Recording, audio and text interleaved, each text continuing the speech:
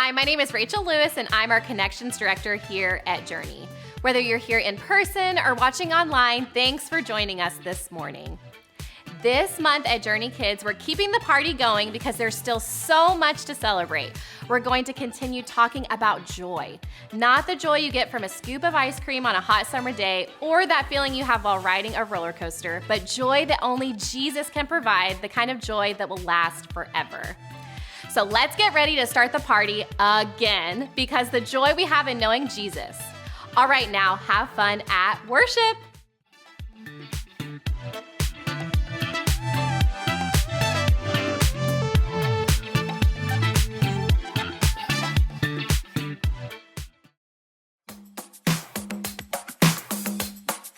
I've got joy down in my soul. I'm gonna let this feeling take control. Joy down in my soul to stay, and nothing's gonna take it away. Joy down in my soul. I'm gonna let this feeling take control. Whatever comes my way, I'll be okay. 'Cause I've got joy. Oh, I've got joy. Come sunshine or rain, when things don't go my way, still my joy can stay. 'Cause you give me blessings every day. I've got joy down in my soul. I'm gonna let this feeling take control. Joy down in my soul to stay, and nothing's gonna take it away. Joy down in my soul. I'm gonna let this feeling take control.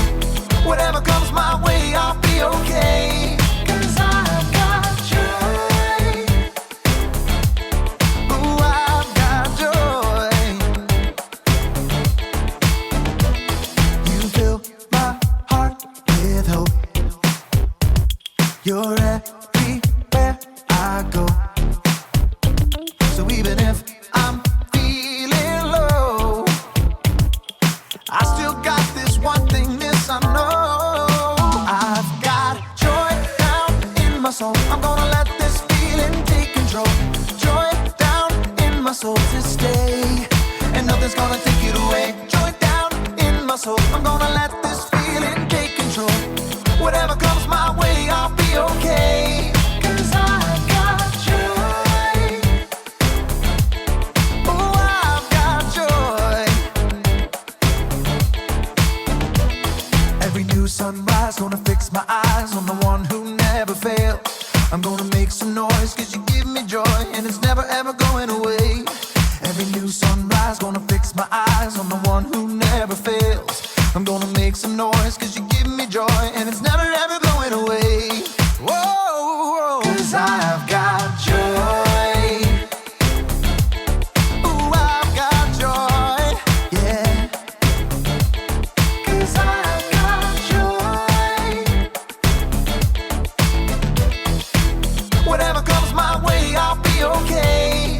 Oh, I've got joy.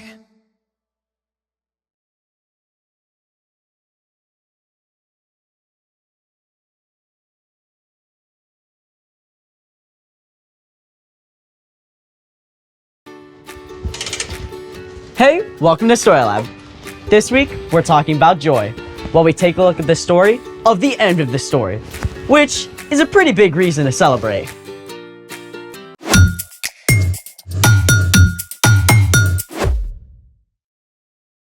Hey, I'm Sebastian. And I'm Skylar. We're talking about joy, which is choosing to celebrate what God is doing. Whoa, hold on. I love a good party as much as anyone, but I can't handle a luau when it's freezing. It's 97 degrees outside. But it's Arctic in here. Okay, I might have gotten a little carried away with the AC. Well, can you uncarry away? Fine. So cold. Okay, I turned off the AC. Still cold. Yeah, well, it's gonna take a little bit to warm up. In the meantime, I am a human icicle. Yeah, you do look a little frosty around the edges. I feel frosty around the edges. Oh, hey, that gives me a great idea. Like your great idea to crank the AC? Well, it involves a hot plate. Oh, I'm in. Let's make it So, what are we doing? this. Oh. I'm gonna need more detail. Well, we're gonna frost this window to make it look like the middle of winter. Really? That's cool. Well, frosty. Of course. If you do this at home, you can use your actual windows. All you need is some Epsom salt, dish detergent, and a spray bottle. Plus a way to heat up the water in a cooking pot. We're using this hot plate. Which means you'll need a grown-up to help. Step 1, you need to boil 1.5 cups of water.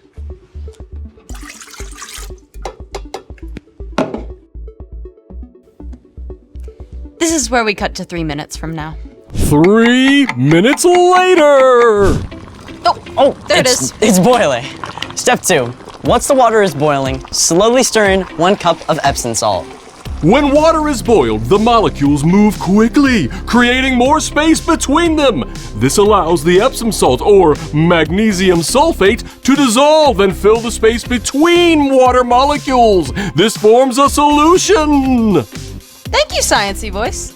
You're welcome. Step 3, remove the mixture from the heat and allow it to cool slightly.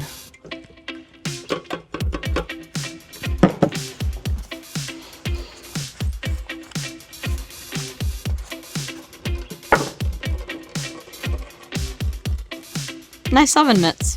Thank you. Step 4, stir in 3 tablespoons of dish detergent. Step 5, pour the mixtures into the spray bottles.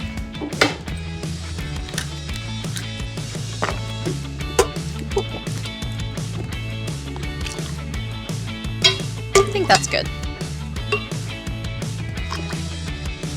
Yeah, should be good. Step 6, add some stencils just for fun. And step 7, spray. Ooh, the fun part.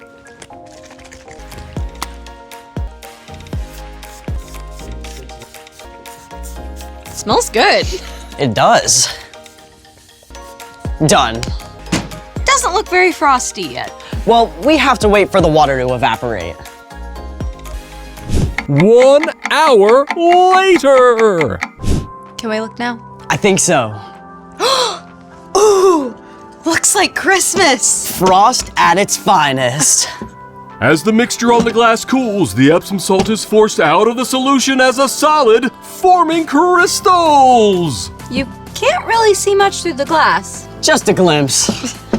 Speaking of not seeing things clearly yet, it's time for The story before the story. Today we're in Revelation, the very last book of the whole Bible. The other 65 books of the Bible mostly tell the beginning and middle of God's story. How God created a beautiful, perfect world, but people turned away from God. How from the beginning, God had a plan to restore us into relationship. How God sent Jesus to live and die in our place and return to life. And how Jesus' followers began to spread the news about Jesus and start new churches everywhere they went. We live in this middle part of God's story, sharing the love of Jesus in a broken world. But Revelation tells what the end of God's story will be like. So today, we're starting at the end of the story. Take it away. Hey everyone, I'm Jen, and today we're reading someone's mail.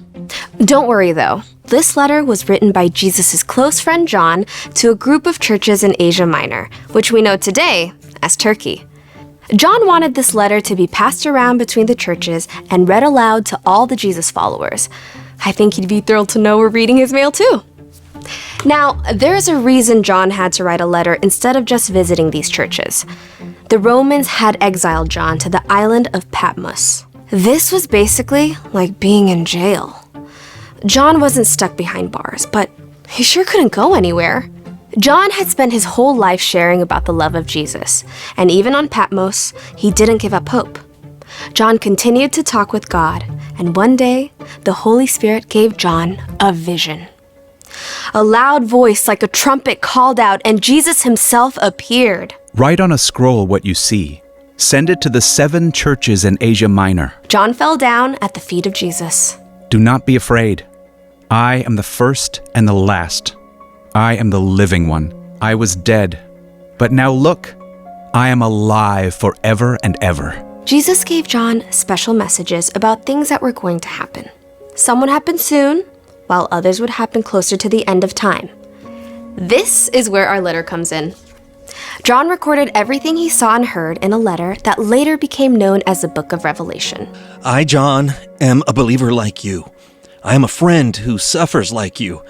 As members of Jesus' royal family, we can put up with anything that happens to us. Some of the things that Jesus showed to John were terrible. Others were glorious. Most of them, to be honest, were really difficult to understand. But there was one part of the vision that John was most excited to share. The ending, that's the best part. I can imagine John weeping with joy as he wrote the last things that Jesus showed to him. I saw a new heaven and a new earth. I heard a loud voice from the throne. It said, "Look, God now makes his home with the people. He will live with them. They will be his people, and God himself will be with them and be their God." We know that God is always with us, but in the time John writes about, we'll be able to see and experience God with our very own eyes and talk with God face to face. And it just gets better. He will wipe away every tear from their eyes. There will be no more death, and there will be no more sadness. There will be no more crying or pain. Things are no longer the way they used to be. He who was sitting on the throne said, "I am making everything new." Imagine that. All we have ever known is a world full of brokenness. Even on our very best days, we struggle. We all know people who are sick or hurting. We know that there are people across the world who are hungry or don't have homes, or who are stuck in the middle of terrible wars. But here, Jesus promises that in the end, God will make everything brand new. For those who trust Jesus, there will be no more death, no more pain, or even tears. There will no longer be any curse. The throne of God and of the Lamb will be in the city. God's servants will serve him. They will see his face. His name will be on their foreheads. There will be no more night. They will not need the light of a lamp or the light of the sun. The Lord God will give them light. They will rule forever and ever. It's hard for our brains to think about forever. Maybe even a little scary, but life with God won't be boring. We'll get to continue working with God to take care of God's incredible creation. Just as each of us is uniquely made, God will have the perfect place for each of us to use our talents and gifts. There's so much we don't know, but we do know this. In the end, God will make right every single thing that's wrong, and our place in the story will be amazing. The end. Wow, it's so easy to think of heaven as just some floaty place in the clouds. With chubby baby angels and harps and stuff. The real story is so much more. So, what is our part in the story? Right now, we're in the messy middle of the story. This world is broken. We all experience difficult things, but when we follow Jesus, we know that this is not the end. The Apostle Paul wrote, "No eye has seen, no ear has heard, and no human mind has known. God has prepared these things for those who love him." So what God will do is way bigger than even our imagination. All the things you love here on earth will be made brand new. If God made you really good at something like running or music or science now, it's possible you may enjoy it even more in heaven. And all that stuff that makes you feel sick or sad or scared now? God will wipe all that away and make everything right again. But sometimes that feels really far away. You're right, but even in our broken world, God is still at work now. And we can partner with God to help heal some of that brokenness by sharing the love of Jesus. So we can focus on what God is doing right now. And what God will do when we get to live forever with Jesus. I think those are the very best reasons to celebrate. See you next time. So here's the thing. Celebrate what God will do. I am also celebrating that it is no longer freezing in here. That's a reason for joy. Let's party! Cue music!